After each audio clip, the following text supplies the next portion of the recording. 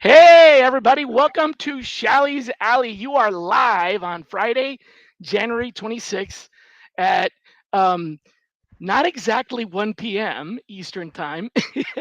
1 p.m. was about 20 minutes ago, but and they took my wings away. You can see most of you that watch the show probably expect my fighter jet background. I've been demoted to ground crew temporarily because I was downsized. The company that I was working with had to consolidate, and hiring tightened up, and a bunch of other things. So there was a decision for me to part ways with them. It was very amicable, and I'm still very, very grateful for the opportunity. But now I am available for hire, okay, not for anything else. I'm not available. I'm happily married, 2 kids, no problems there, but I do have to feed them. So if you don't like me but still like kids, please get me a job so I can feed them. But anyways, um, I have to reconfigure all my setup and everything, and that's why I lost my jet background. I'll get it all set up next time, just in time to have a very special guest from all the way across the pond, as you would say, in Manchester. Did I say that right? Yeah, pretty much. Yeah. Which if anybody plays, well, here in the United States we call it soccer, but you guys call it football. So if you're into soccer slash football, you might know Manchester has a pretty well known football team, but even better known fans, right? They actually have two well-known football teams, and I support none of them. So So you're not a fan. You're not one of the hooligans that they say. no. So you have Manchester United and That's what I obviously was Man thinking about. City, which are obviously Oh, arguably the bigger team these days, but obviously not with the history. They have the recent history. I am actually a Liverpool fan due to my family being from Liverpool. like the So Beatles. yes. And our Excellent. manager's actually just announced today that he's leaving at the end of the season, which is a bit of a shame, but it is what it is. Well, it's it's soccer, Yeah, so it is. It's well drama football. has to exist. Yeah. So Brandon and I, by the way, I did not introduce you. I'm sorry about that. So Brendan Cross Mhm, Williams, that's Brendan, Brendan. I think it's on the screen there at some point, so I'm sure you guys can figure that out. But mhm. Brendan is actually a referral. So as some of you may know, at the end of the show, I always ask the question, who should be on the show next? And that's how Brendan was introduced by Stacy Broadwell and Carrie Collier. So Carrie met Brendan and introduced him to Stacy. Stacy mentioned you on the show and said, Mhm. next up you should have just have this guy who's really good with automation and sourcing and everything. So Brendan comes to us from the UK, and he is a principal recruiter with a company called Cubic with a Q, Mhm. specializing in software talent, basically. Mhm. We wanted to bring you on and talk a little bit about sourcing and particularly automation, generative AI, outreach. And Mhm. the one thing that I wanted to ask you about, Okay. which, if you don't mind, we can start with that. Yep. So you may not know this, but I am the only person in our industry in recruiting and talent acquisition who is an Evernote certified consultant. Long time Okay. ago, I went through this very rigorous training program, complete with senior project and everything else. And I was one of a handful of people that actually passed the whole thing. There are a few others that were in, other types of consulting, but I'm the only one Mhm. in our industry. So I've been, and before that, I was a huge fan of Evernote since day one. So Mhm. been a huge fan of Evernote, been a huge user. I'm literally certified to actually teach people, and even they would refer business to me if I was in that business. And that's why a lot of people in recruiting don't do it, by the way, is become Yeah. certified, because the only reason to do that is to actually get paid for that. But I just wanted it to, for the Mhm. intellectual advantage, basically. So all of this to say, Evernote has been my darling Hmm. and my second brain, in many cases my first brain. I went to an organization where they required that we use OneNote from Microsoft Hmm. because it was a Microsoft shop, and Evernote was not allowed. So I was able to, yeah, start over with OneNote and kind of got used to it. I like it. I still use OneNote for certain things, Hmm. but I'm a huge fan of Evernote until recently. They got acquired, and there's been some changes that I think they're trying to move too quickly. Evernote was always really careful about staying to the core of being a note-taking app with optical character recognition. You could take a picture of a street sign and it would be searchable, and it's really easy to use. So I'm not saying I'm leaving Evernote, Hmm. but I've heard of Notion, and I've heard of Notion from a lot of people. So convince me to leave Evernote to go to Notion. I think I never tried to go. So if right, so just take a step back. I never personally tried to get anyone to leave to use a tool that works necessary just for me. I think depending on what you do and who you are, and I think there's lots of people are very very different in the way in which they kind of learn and Fair the way in enough. which Fair they enough. see things. But let's say Uh, that I'm about ready to pull the yeah. plug on Evernote Okay. and I would like to go to another tool. What Hmm. is so how is Notion something I should Yeah. consider then? So Notion is fantastic. So I actually did a live demonstration on it going back. I think it was about I think it was in December actually at the Julian Sources Royal Rumble, and it enables you to do multiple different things. So what it is actually quite difficult to explain. It's lots of different things within kind of one platform. Hmm. So I use it in or have lots of different kind of use cases where I'm kind of using it. So some of the stuff that I demonstrated on it previously was how I use it in terms of candidate outreach, for example.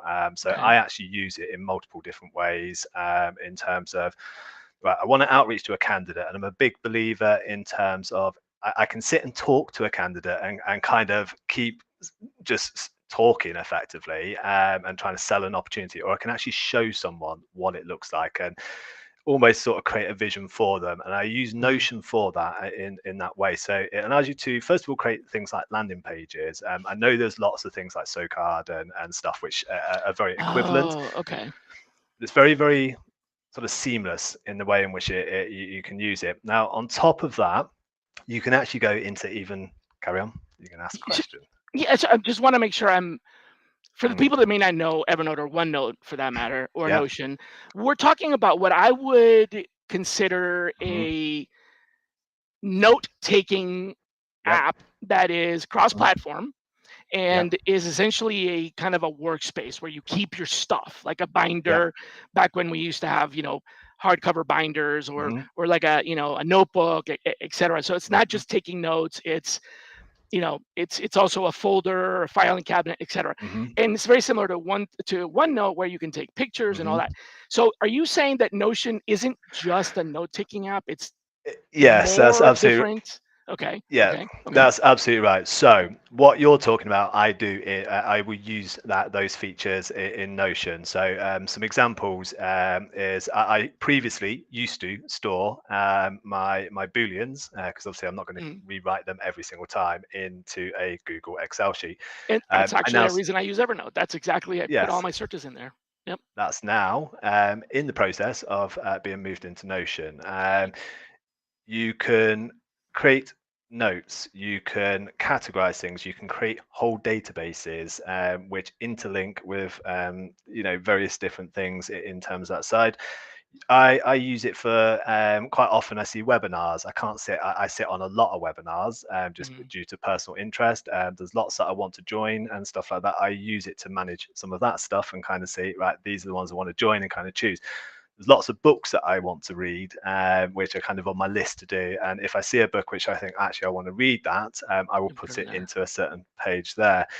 I have a to-do list effectively where I prioritize like my personal daily activities. I don't Mhm. personally work on a weekly or monthly type of view. I know what I need to do every single day. I know what my priorities are, what I need to every action I take as a sourcer or recruiter has to obviously generate money for the business that I work for. So it allows me to kind of prioritize what I need to do, and I can kind of work through that on a checklist. But it is so much more than that.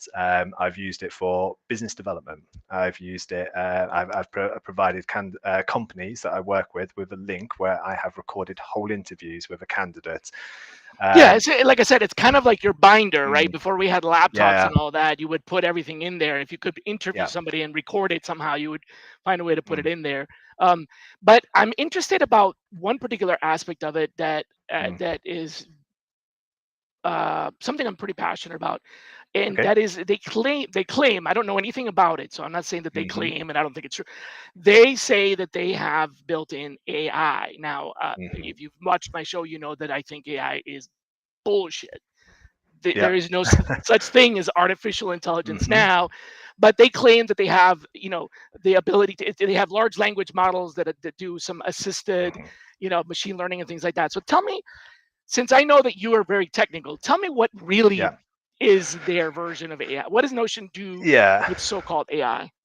Yeah, so I am a little bit in agreement with what you said. So I like what AI is and the thought and the concept, but I think sometimes how it's perceived versus what it actually is can be two Right. very It different doesn't do things things. for you. It's a Yeah. tool. Right.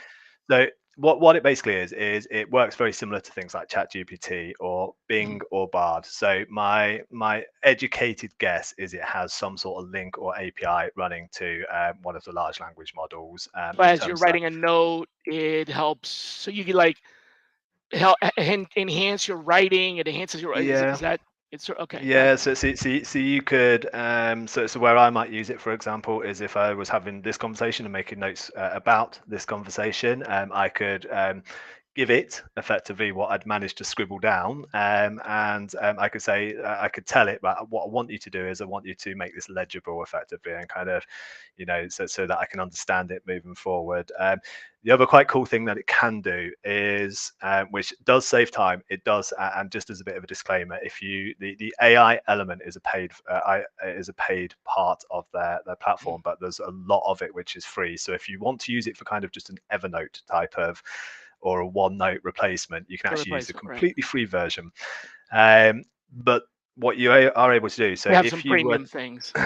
yeah, so but if you wanted to like put something and needed some information, you can say, for example, tell me a little bit. Obviously, I'm going to be on Shally's show, and if I give it enough information, tell me about that show.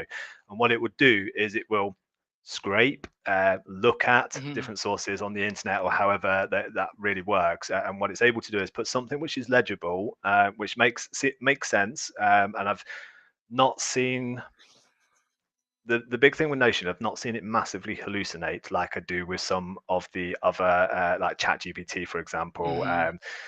Really, really good. Does hallucinate, and in terms of that, so you don't notice it. So it tends to keep it quite simple in terms of what it actually does. In terms of that, so I would suspect that it has some sort of link to a large language model. Which one it is, I don't know. Yeah, actually, our previous guest on the last Mm, episode was Dr. John Crone, and he's a very well-renowned data scientist, and it essentially mm, wrote the book on deep learning. And I think in all of my experience with talking to a lot of people in data science and machine learning and all that, this has been something that I've been, I was mm, involved with Moho Mine way back in 1998 and 1999. So it's been a while, right? yeah. John was able to describe it in a very clear, succinct, and an abbreviated way. He said ChatGPT 4. Okay, so this is not 3 Hmm. or 3.5.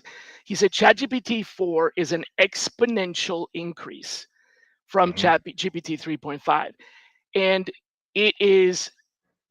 I'm not going to say it no longer hallucinates, but all of the quirkinesses of the hallucination have been significantly reduced because they went from having, let's say, a million servers to a million servers. It's an Hmm. exponential growth.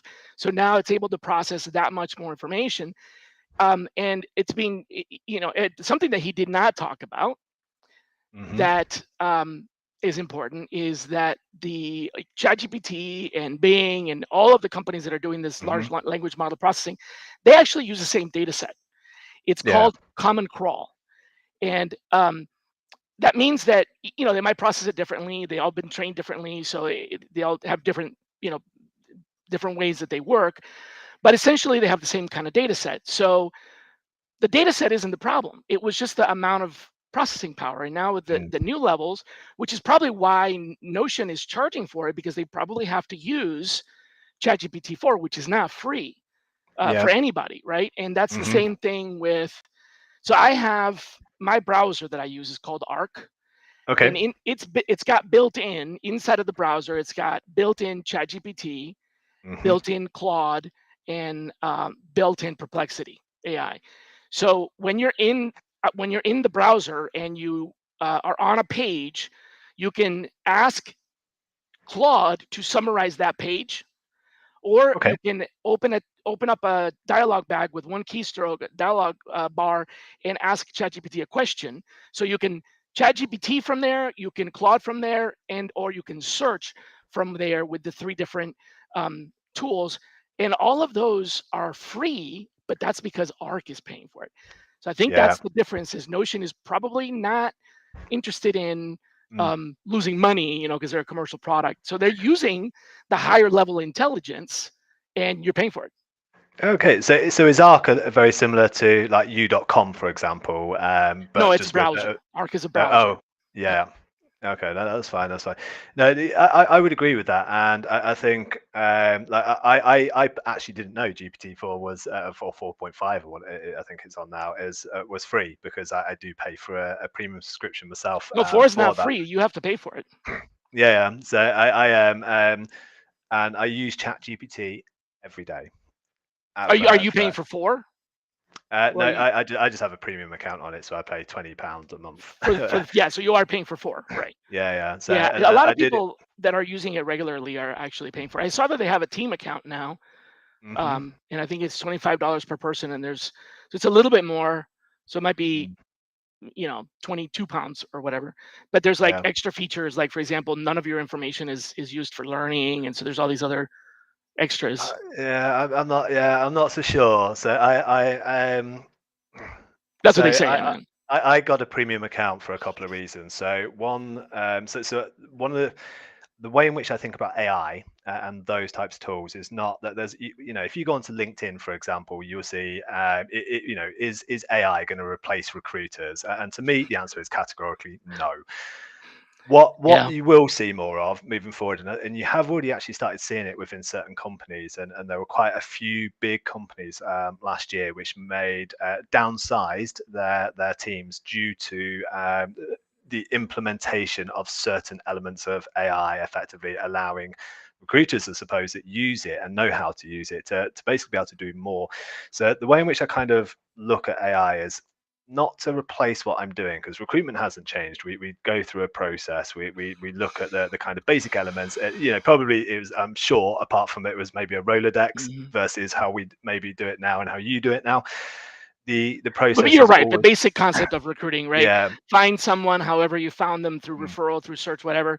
yeah, Approach them about an opportunity, tell them about the opportunity, negotiate, present yeah. them. Yeah, you're right. Yeah. And the way in which I look at AI is my personal weaknesses that can make it stronger effectively if Mm, you understand how okay. to actually use it and the use case for it. So to give you a really good example of something I'm in the process of doing, and if you look on if you were to look on my LinkedIn profile after the show and look at my last three posts which have or two posts or whatever that have like a quantum role attached to them, that whole advert was generated by AI, and it's taken quite a long process to get it to like the quality of the advert that it is currently. Hmm. And so when ChatGPT first came out, what I found myself doing was going, okay, want to create a role, and I want to like here's the client job spec. Let's see if we can make it better and put it into ChatGPT. And it came out, and ChatGPT loves words like trailblazing, and for me, that's all I see with Chat Trailblazer, this Yeah. there's a few of them, and you recognize it. The other thing it does, Remember, common crawl, right? Common crawl. I mean, yeah, just yeah. it's the data source. And it loves emojis. Even if you tell it not to put emojis in, it does it all over your page. One of the things that I started recognizing quite quickly was prompt engineering. It is a thing, and Yeah. it's something which, from my perspective, you've got three types of people that are involved with AI. You got these people over here where it's rubbish and they can do it better, and just don't touch it. And I see that in the company that I work with. There is a very clear divide. We're not going to touch it. I can do that better. Why would I do that when I can write the job advert myself? And I get that. Yep. The second group of people is the middle group, and that's kind of where they use it to what I would call like a very, very kind of almost basic level, to where you're putting in a prompt which is, you might give it some context, but you're not going into any real sort of detail. So, Mm. so an example might be, I want you to rewrite this advert, act like a recruiter. I want you to Right. rewrite this advert, and I want you to use copywriting techniques. And if you're really, really sort of, you might give it a framework or something to kind of Right. follow. Like for this particular audience or whatever. Right. Yeah. Now there's a third stage, I think, where you can kind of go, and that's kind of with this job advert, is kind of where I've kind of been at, where you can create really big prompts. Now you only actually have to do them once. So we started at the small stage, we went to here, and now what we've got is we've got, so I gave it examples of Hmm.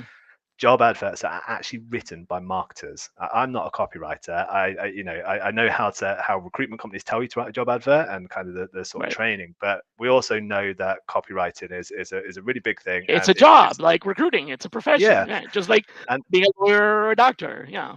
and we know how engagement, if I can keep someone reading and actually get them interested, that sells the role and gets people interested.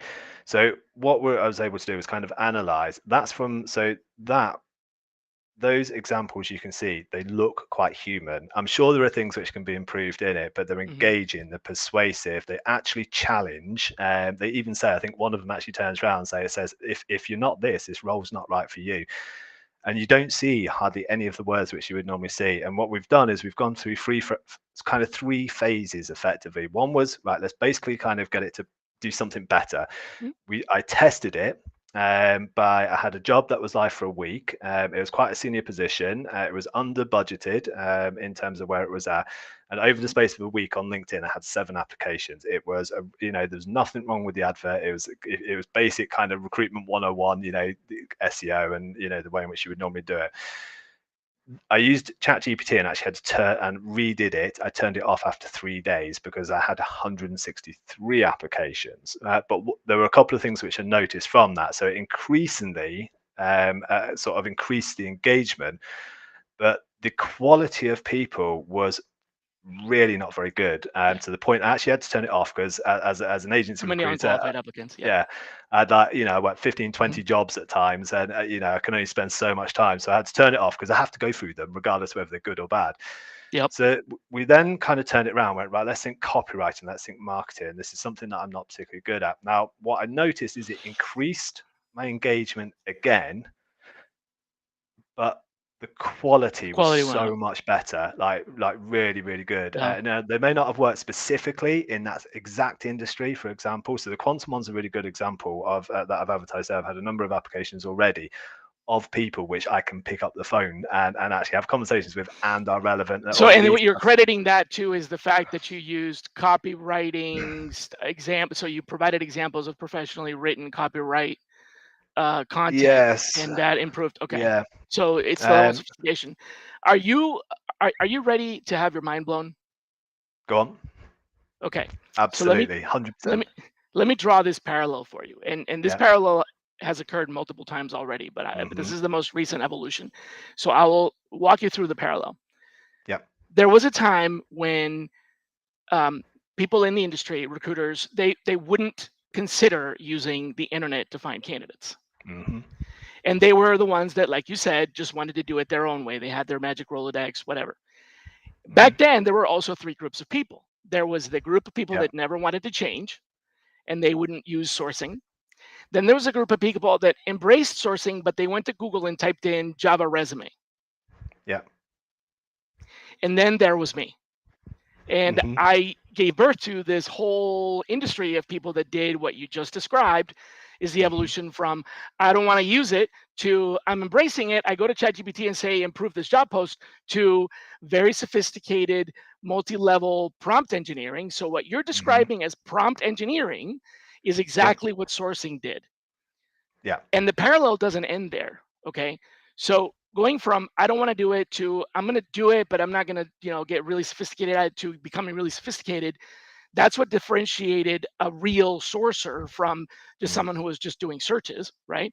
The same thing as what you're doing is in the same level of sophistication, but the outcomes are also exactly the same. So Yeah. if you go and just type in Java resume, you're going to get some resumes, but they're not going to be very qualified. If you go that next level and you get more sophisticated, you build a custom search engine, you eliminate garbage, you use better phrases, you expand your keywords, you use Hmm. elimination terms, and all of a sudden you're only getting 7 resumes, but they're the 7 resumes that you need. So it's Yeah. the exact same evolution that Mhm. has happened multiple times in our industry. It's just happening again. So Yeah. I totally get what you're saying. I want you to consider though that what you're doing is still sourcing. Oh, This prompt 100%. engineering, the prompt Yeah. engineering is the next, it's what sourcers are going to need to do, Mm. because before this whole thing, like LinkedIn, when LinkedIn came in um, and became the lazy way out, people just Mhm. got used to post a job, get a bunch of applicants. Sourcers just got used to log on LinkedIn, type in keywords. It's now not you can't do that anymore. It's not the Mhm. case. It's saturated. So you have to do a lot more than that. So sourcers evolved because of that. They evolved into engagement professionals. They evolved into how do I get people to respond? How do I get? Mm. It's not just finding them, but also find and engage became important. Now what you're saying is the next evolution is find, engage, but also how do we use machine learning and generative AI to actually enhance our tools, and the same level of sophistication is going to Yeah. happen. The corporate recruiter that doesn't embrace that is going to stay a corporate Mm. recruiter in their current role, but they're not going to be the next generation. And that's exactly the same parallel. Oh, 100%. I'd agree with you, and I think the AI is some of the stuff that's coming out is good and useful if you know how to use it. But you have to There are you have to certain, learn it. You have to learn it. You have to yeah, practice and learn it and take yeah. the time and make the mistakes. You can't Mm. just go read a blog about it. I've lost hours and hours and hours playing. Invested, invested, not A lost. huge, huge. Yeah, once the show's over, and you can send it out as well. To you, if depending on your thoughts, I will send you my prompt sheet. So I actually have, and I have like prompts which are like 5 stages just to write a BD email. Now, what I'm not saying is I use that on every BD email, No, but but where it's an that becomes example. Right. yeah, but where it becomes particularly useful is if you've got a trainee who's never written a BD email, it creates a really good business development email that most people, which is probably above average in terms of what the output actually comes in versus what most humans would write. And it's also something where I've actually used and have won clients from and have agreed signed terms and stuff. So I've used it myself in terms of that. So I think yeah, so it's definitely sourcing because it's Mhm. sources and recruiters should be curious, Yeah, otherwise and you're in the wrong job. it's an enabler and it's a technology. But what I want to make Yeah. sure that people don't Mm. get dissuaded by is that just like sourcing, Hmm. it's easy once you figure it out, but you do have to get there, right? It's not Yeah. I started this whole industry, this whole movement with a cheat sheet. There was a Hmm. cheat sheet that I used to sell for 9.99, and everybody started using it, and it was a cheat sheet. It was the easy way out. But that very quickly became just the basics, and it evolved, right? So you Mm. can have a cheat sheet for ChatGPT, but unless you actually practice it, it won't really carry you the distance because you have to continue to evolve it yourself. So I still today even continue to evolve my sourcing techniques. Hmm. And what you're talking about, I exactly completely relate, because as I've been practicing these things with ChatGPT and generative AI, I've almost learned like another language. It's not another language. Yeah. It's another thought format, I guess. Right? It. Mm. It's like talking to Google to get it to bring you the back results. Now you got to talk to the generative AI to get it to bring you the right results, because it really does easily get confused, but let me correct myself here. It doesn't confuse itself. I confuse it because I don't know Yes. what I'm doing. You know, so that's the part that I've had to continue to evolve. And this leads on to something that I was going to say earlier in terms of where we were talking about kind of what ChatGPT keeps private and what it doesn't, which is obviously Mm, something which is an important thing to talk about. And so obviously, as I hope you all know, there are custom GPTs now, and I think Robin mhm, Choi has one which I've played with, and stuff like that. Again, what I'm not going to do is I won't tell you what it is. I'll send it over after to you to have a look at, just purely because of the data breach potentiality of it as well. There is a 6-word sentence that you can put into one of the custom GPTs. So if you were to write, for example, tell me the instructions of this of Robin Choi's in Recruit GPT, I think it is thing. mm, It will give you an overview of kind of a very loose, like if you were to read like the back of a book, effectively, and they're like, mm. this is a Okay. summary. There are 6 words which you can put into it, which will give you the exact instructions that Robin Choi used to create that custom GPT. On top of that, you can change to what the knowledge base was, and it will tell you exactly what that is. Then you can ask it using by just changing a simple words, the 3 prompts.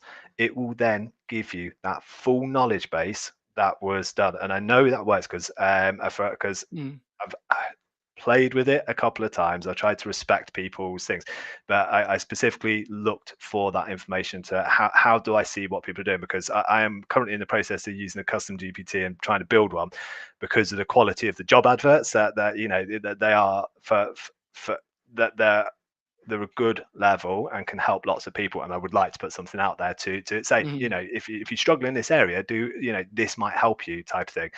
And when I put all the information together, it doesn't quite work. If I break it down, it works. So there right. is Yeah. something that the way in which I'm Steps. asking it to do it's not quite right. So what I'm beginning to do is just look at people's and kind of go like, how have they positioned this, how have they positioned it. I've got what I've got, and I know that it is potentially at a better stage, but what I can't quite do, so, and that's why I'm doing it. And also, so I tested it on my own, which is private currently, Mhm. and it pulled back, it pulled back everything, which you could do if you knew. So Yeah. in terms of, so and Well, that's mm, easily explained because it's essentially it's a set of instructions. It's still yeah, as sophisticated as you might think it is, and it is very mm, sophisticated. The scale of it is really what people don't understand: is how many machines are involved here, how many processors are involved. yeah, But it's still at the end of the day a logic tree, right? So mm, if the system, and what I want to explain is it's not artificially intelligent. It doesn't know what you're trying to do.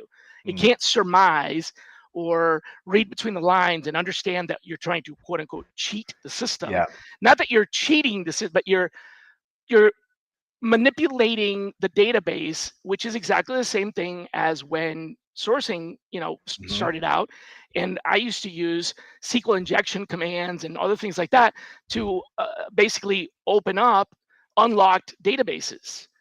yeah, Funny story that there was a an ATS that had they thought that they could secure their resumes by simply putting their resumes under a hashtag, which was like a very long serial number.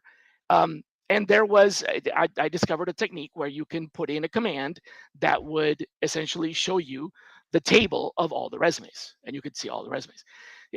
Again, you're not breaking and entering; it's yeah. something that's already there, but they just thought it was secure because nobody thought to, you know.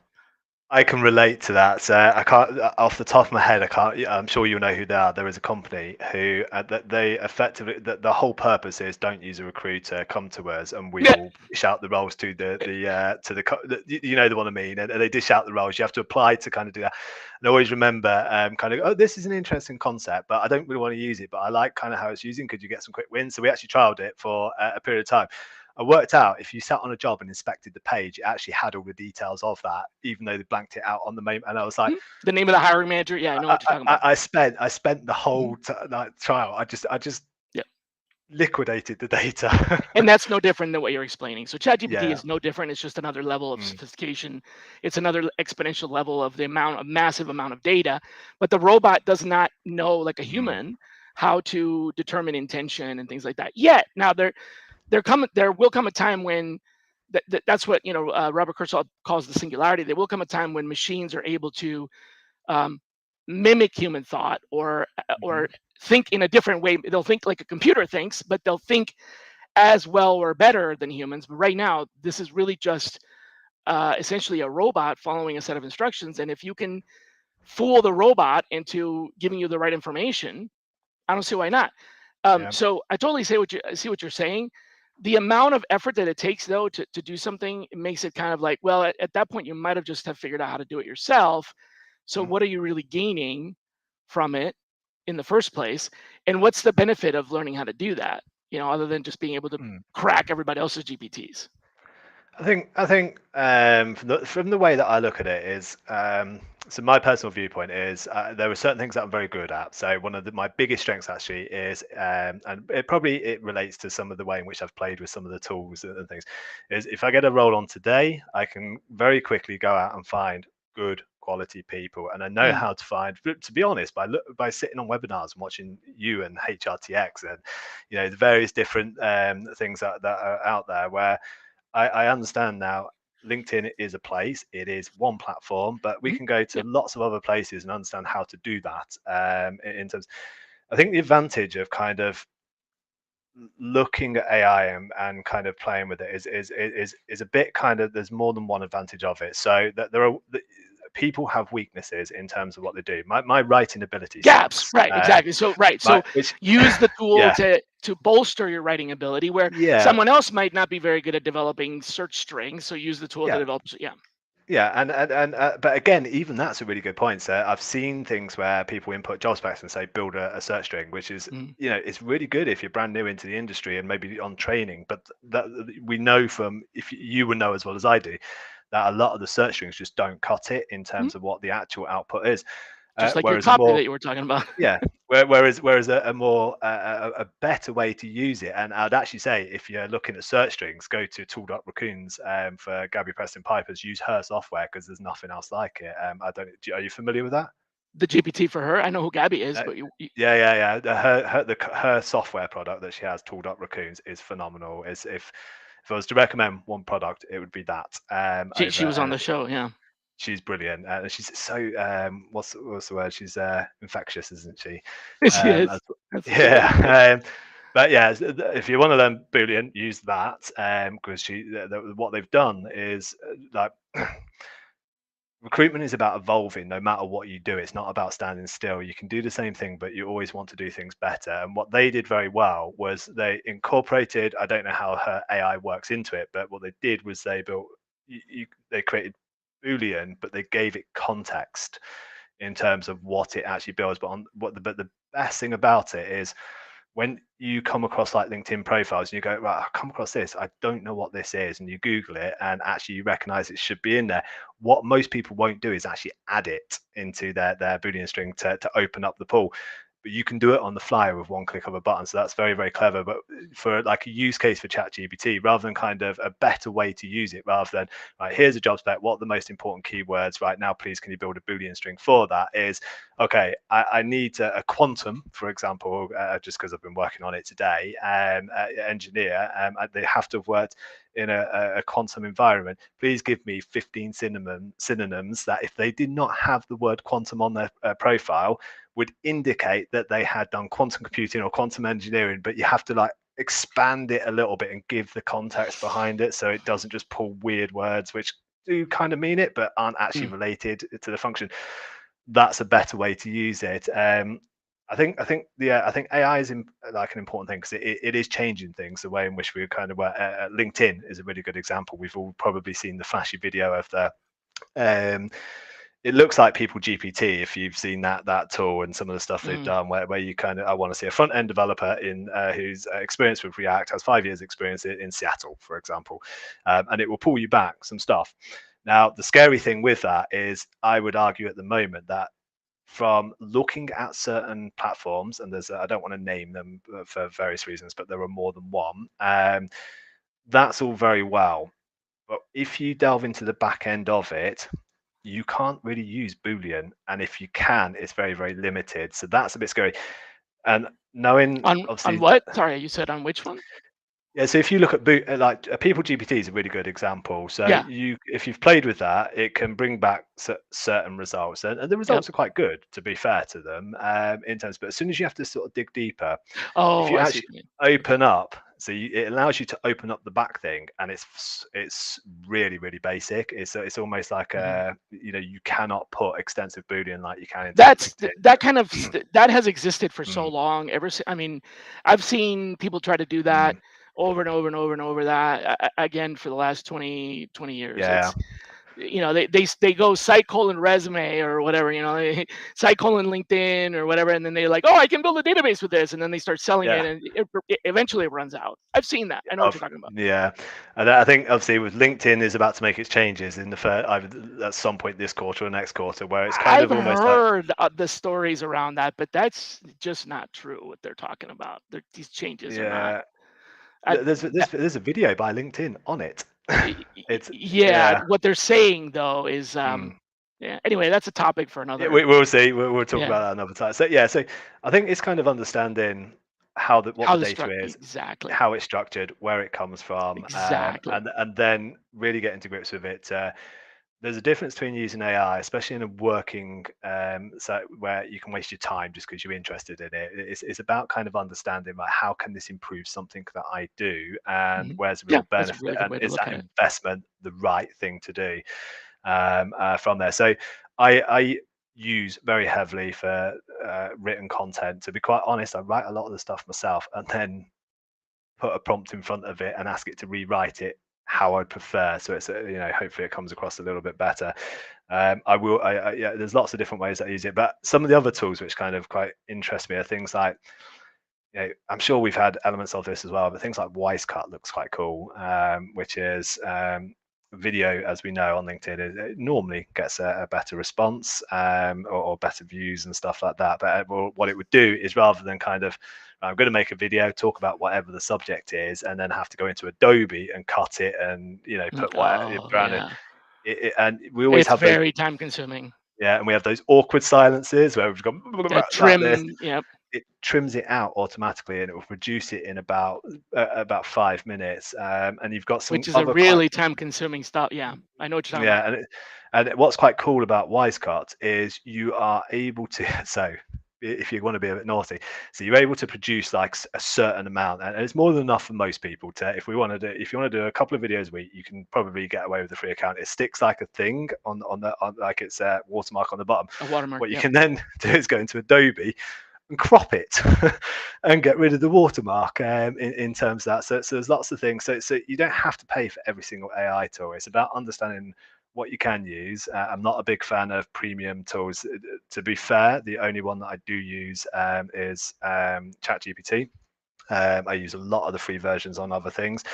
And it's about understanding where you can implement it and how it can save you time. And if it can't save you time or it's not going to leverage something you do, probably move on to something else is what I would Exactly. advise. But how long? So here's a question: how long do you invest in figuring that out? Yeah.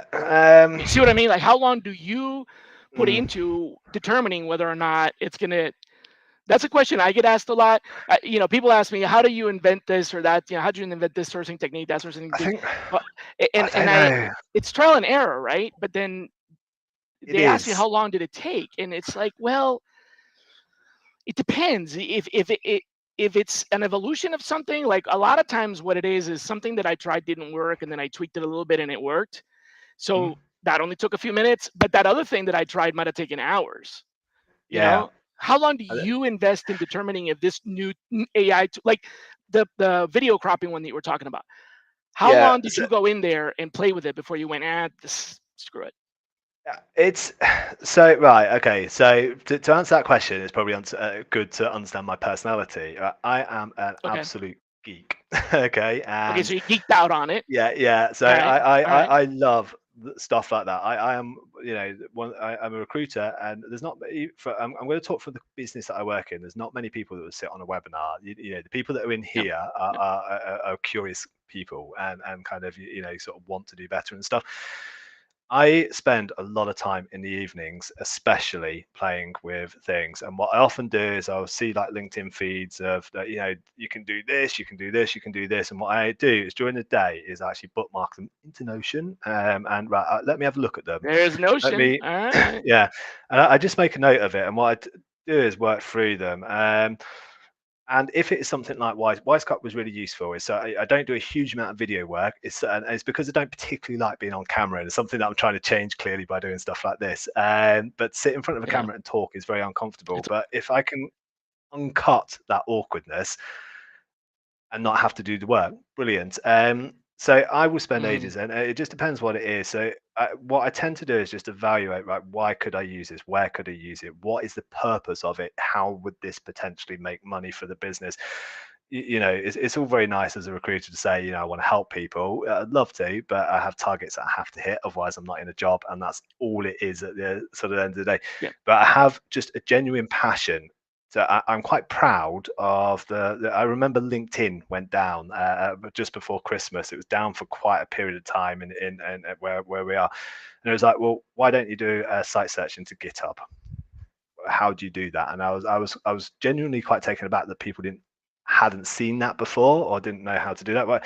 And then we have people that Okay. do like kind of electrical sort of engineers and things. And I was like, okay, right, you Mm, can't use LinkedIn. You can go through the database, obviously, but why don't you try Facebook? Because they're there. And it just kind of sort of suppose so whenever I'm looking at a new tool, I just kind of look at it and go, right, how could I implement it? What's the benefit of it?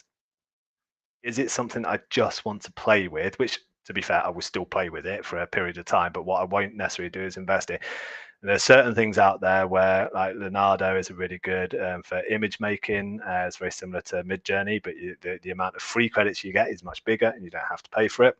And So it's really just about kind of spending time, and some of them you naturally spend longer on. ChatGPT and that language model, if you are not the best of writers, and you can it's good for a knowledge base. If I want to do quick research, it's really good for that, rather than using Google and kind of having to jump in and out of various websites. It will kind of provide a good overview of stuff. It's great at reading PDFs and summarizing it. So it's just really kind of just, it depends on what it is in terms of what, and I think what you've kind of said, you sometimes, and the job advert one was a really good example. It started as, I'm going to play with it. Now actually this has yep. improved something. Now how do I make it better? And then I focused on SEO. So I actually gave it SEO to rank on Google, and kind of broke it all down in terms of what I wanted to see in that advert. So I focused on the copywriting techniques from a very base level, and then the SEO. From there, it became about in-depth copywriting, and then the endpoint is kind of what I now need to do is combine the SEO side, so it ranks highly and can be seen at top pages and stuff like that, but also is interesting to read and stands out from every other person that does the normal sort of stuff that you see, which is not wrong. But I'm in a very competitive market. I need my stuff to stand out and to, Brendan, I remember that because your advert was really, really good. Now, if I can get help doing something that I'm not bad at, I will invest the time if it is going to benefit me in the long run. Fantastic. Did that answer your question? I'm not sure. I've thoroughly. Yeah. Well, except you didn't say how many minutes, but that's okay. I understand what you're getting at. Hours sometimes. Yeah, It right. depends. That's Yeah, exactly. yeah, It hours and depends, hours. right? It depends, and that's how when people ask Yeah. me, that's how I have to. I can't say, Mm, well, it took me. Hold on a second. 27 seconds. yeah. It could. I have invested sometimes a whole day on trying Yeah. to figure out something, but I suspect or I feel that the outcome is something that will save me countless hours. So it's kind of like I'm investing, not wasting. I'm investing 8 hours into something that I think is going to save me hundreds of Mhm. hours. But there is a point at which I might just get, even if it's like, well, I didn't figure it out. I'm gonna have to come back to this tomorrow, and I come back and I've spent another 2 hours on it, and then I finally just, you know what, I could invest another 100 hours, and it's not going to be enough to save me time. Yeah. There is a break even point. I think if I may so bold as to as to answer the question for both of us, Mhm. I think you should really try to do something for like a good solid hour Yeah. before you can say, you know, or if you don't want to do it based on time, like don't set a clock to it, at least try it twice, right? Try it the Hmm. first time, which is the exciting, oh, let's see what it, and or you might be excited, you might be, disappointed, whatever, but then don't just give up there. Try it another time, some other. So even if it's not an hour of going at it, at least try it twice. Maybe that's a good answer to that question. I have to come up with an 100. answer for you because I do get asked that a lot. I would agree. I think it's. I think as recruiters, naturally, we have to prioritize. It's something we naturally do in our day job, Yeah, and balancing. It's a balancing act yeah, so for there's no sure. difference between that. And to be quite honest, playing and learning and trying to do something with the various tools that we are now quite privileged to be able to access, I think, at times, and also sometimes they are a bit of the bane of your life because you can waste time kind of playing with them as well. I think it's really just about prioritizing, understanding, yeah, what is it I'm trying to get from this? There's no difference between you. If you're sourcing a role, you know what your end goal is, you understand the steps that you have to get to, and you understand normally the research that you have to put in. And again, for this quantum role, I spent about an hour building a Boolean string out. And people were like, just put quantum in. I was like, no, I'm going to do this properly because, and I went through LinkedIn, I went through like the first 50 results and literally went through all the keywords looking. I wasn't even interested in the candidate at that point, building out like an ultimate string effectively. So I didn't have to keep building it again. And I knew what I had. I think there's no difference. And I think some playing with AI is very, very similar to sourcing. I think is that it has very, very similar skills to be able to do it. Very cool. Hmm. Well, we've been talking for a while. That usually tends to happen here on the show. I kind of Yeah. get a little bit too excited into it. So it is time for the closing questions. And Okay. the first of those, as you might have, as you may recall from previous shows, is l- leave our audience with something to think about, a thought. I like to say it's a thought provoking Hmm. question or idea. Not something that I'm not trying to get you to say something that is an epiphany or anything like that, but just something that people should ponder. What should they think about? Um, yeah, so my big thing, whenever we'll keep it to kind of this subject that we've been talking about. My thing is when you see stuff, and it doesn't matter what it is and where it is. So it could be a blog, it could be something that was written on LinkedIn, it could be a webinar. There are always bits of gold and nuggets. The way in which I try to think things, and the thing that I would always kind of say to anybody around me is take something you like and then think about how you can then make it better.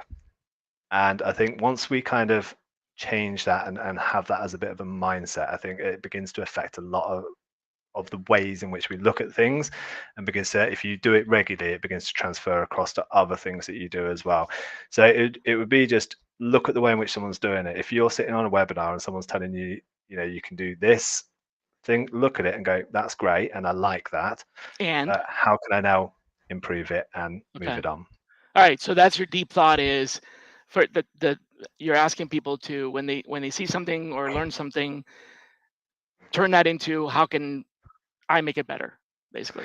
Yeah, if it's useful. Obviously, if it's not, just sort of bypass it. But I think, whenever we're talking about AI and the types of things, it's such a new thing. Yes, it's been around in various platforms for, there's a number of them out there where they've existed for years and they have claimed to do whatever it may be. But things like large language models and some of the Notion and some of the things that we're seeing now, they are new, and it is a bit of a revolution in terms of what it is. So just think about kind of how you can utilize it. Kind of take the information that you're seeing, because Hmm. regardless, there are people that are, there are people that understand the subject a lot better than myself, but there are people that don't understand it as well, maybe as myself. So just keep an eye on the stuff, and just I always just look at something and go, and I always remember, and I think it came from you actually, the job advert thing. I'm sure it was on a webinar where you were kind of showing some basic prompting effectively, and you had like a number of them was going through something, and I was like, that's good and I could use that, but I don't like the output. How can I improve that to Right. something that I want, that I feel personally, from a personal level, more comfortable with in terms of how I want to be perceived for what it is that I personally am doing, if that makes sense. Okay. I like that. I like the to summarize. It's take an idea that you see someone else and figure out how you can either customize it for yourself or improve on it. Basically, Yeah. Mhm. yeah. That makes a whole lot of sense. You could argue, I is there any really new ideas? I'm not sure. All right. So last question: who Yeah. should be on the show next? Uh, um, I am I don't so I'm going to kind of skip that. I don't know is the answer to that. I have people that I like seeing. I'm a huge fan of Carrie Collier. I love her energy. I What I like about her, and the thing that kind of stood out, and I'm sure you've probably had her on multiple times, is I liked some of the tools that she uses and how relevant they are into like Mhm. people's day jobs and the free. I'm a huge fan, and again, you've kind of mentioned, and I'm good friends with Gabby as well. Yeah, I've Over at had them School. both. So I'm not going to say it Yeah, doesn't count because they both been on the show. yeah, I definitely want to bring both of them back. Um, yeah, can I put you on the spot and see if there's anybody else? yeah. I think um, there's a couple of people. So one of my there's someone that I work with who's very into kind of the machine learning. So he's very good at process and kind of very pragmatic potentially. I don't know off the top of my head. I'd have to think about And it. it's okay if they don't, if they Yeah, don't want to show, that's fine. I will ask them if they want to be in it. They can always say no. It's not like it's a yeah. mandatory thing. I'll tell you what. What I will do is I will think of the question rather than give. And Give a what I'll credit. do Yeah, is that's a I good will answer. refer a couple of people into you who I think were because I think a lot All of the right, people I'll who I send you the like you link. probably have. I'll send you the Yeah. link to Mm. have people express interest in the show. I can Yeah. do that, and then we'll just take Back it out from there. slowly. That's No, I fine. get it. I totally get it. Well, thank you very much for being on the show. I appreciate it. Must be end of the day for you up in Manchester, so appreciate It you is. It's quarter staying with past us. seven. So Well, no, have a good evening. Glad it's and raining you. on And me. what time are you there now? It's 2. That's all after 2. Yeah. Okay, okay. So you've not got too long left. So I hope you enjoy the That's all rest right. of your day. Thank you Will for do. having me, and Thank you. I've loved chatting to you. All right, everybody. Take care. See you next Friday, and be kind to yourself.